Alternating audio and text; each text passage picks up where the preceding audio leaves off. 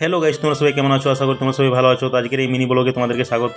তো আজকে মেন বিষয় হচ্ছে আমরা আজকে প্রতিমা কিনতে যাব, কিন্তু এত বৃষ্টি পড়ছে সকাল থেকে, বুঝতে পারছি না, ঘর থেকে বাইরে বেরোতে পারছি না কীভাবে আমরা প্রতিমা আনবো। তারপর একটু হালকা হলো বৃষ্টিটা, তারপর আমরা বেরিয়ে পড়লাম কাশীপুর পালপাড়াতে। এখানে খুব সুন্দর সুন্দর প্রতিমা তৈরি করা হয় এবং খুব হালকা দামের মধ্যে পাওয়া যায়।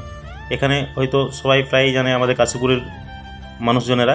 তো দেখতে পাচ্ছ এই প্রতিমাটা আমাদের পছন্দ হয়ে যায়। পছন্দ হয়ে যাওয়ার পর দাদাকে বললাম, দাদা এর দাম কত? দাদা বললো যে প্রায় 800 টাকার মতো। তো দাদা আমরা বললাম দাদা একটু কম করে করতে। তো তো দাদা আমাদের পরিচিত ছিল, এক বন্ধুর দাদা সেই কারণে আমাকে সে চেনে, আর এর কাছে আমরা প্রতি বছরেই এর কাছে নিই আমরা। তো দাদা আমাদেরকে খুব ভালো ভালো প্রতিমা দাদার কাছ থেকে নিয়েছি এবং খুব হালকা দামের মধ্যে দাদা আমাদেরকে দিয়েছে। তো এরপর আমাদের পছন্দ হয়ে যাওয়ার পর আমরা একটা নথিনি কিনে নিলাম। দাদা বলছিল যে নথিনি তার কাছে আছে, কিন্তু তাদের যে নথিনি সেটা আমাদের পছন্দ লাগলো না। দাদাকে বললাম দাদা ওটা বাদ দিয়ে দিন, আমরা নিয়ে আসছি নথিনি, আপনি এসে লাগিয়ে দেবেন। তো বললো যে ঠিক আছে। এরপর আমরা দোকান থেকে যে নথিনি নিয়ে আসি, আসার পর দাদাকে লাগিয়ে দিতে বললাম। তো দাদা লাগাচ্ছে, দেখতেই পাচ্ছ তোমরা। এরপর এই মূর্তিটাই একটা পেপার মুড়ি দিল, বললো যে নাকি মুড়ি দিতে হয়।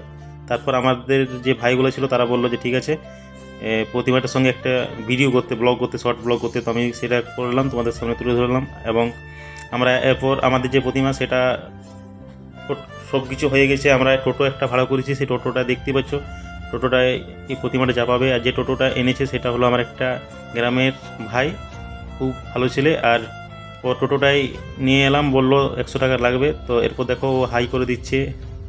তো এরপরে টোটোটা রেডি হয়ে গেছে, টোটোটা এবার চলে গেল। এরপর আমরা বেরিয়ে পড়বো। আমাদের যে সব ছিল, যা কিছু লাগে প্রসাদের, সেগুলো আমাদের নেওয়া হয়নি। এরপর আমরা যাচ্ছি। তো দেখতে পাচ্ছ সবাই ফুচকা খাচ্ছে, আমার খেতে ইচ্ছা করছে কিন্তু কি করবে। তারপর আমরা চলে এলাম ফুলের দোকানে। সাজানোর জন্য তো ফুল চাই, তো এখানে আমরা প্রতি বছরই এখানে নিই। এখানে খুব হালকা দামের মধ্যে পাওয়া যায়, খুব সুন্দর সুন্দর ফুল দেখতে পাচ্ছ, খুব সুন্দর লাগছে। তো এসে আমরা কিছু কিছু ফুল নিলাম। এরপর আমরা বেরিয়ে গেলাম। বেরিয়ে এসে আমরা একটু মিস্টেক হয়েছিল, আমরা কিছু নেওয়া বাকি ছিল। এরপর আমরা চলে এলাম বাজারে এসে এখানে কিছু কিছু নিলাম, গাজর নিলাম, মটরশুঁটি নিলাম। এরপর বেরিয়ে গেলাম। দেখতেই পাচ্ছ এই সবগুলো দোকানে নিয়েছি। তারপর দেখতে পাচ্ছি আমাদের কাশীপুরের অবস্থা, হাটের অবস্থা কীরকম, বৃষ্টি পড়তে গেলে কীরকম হয় দেখতেই পাচ্ছ তোমরা।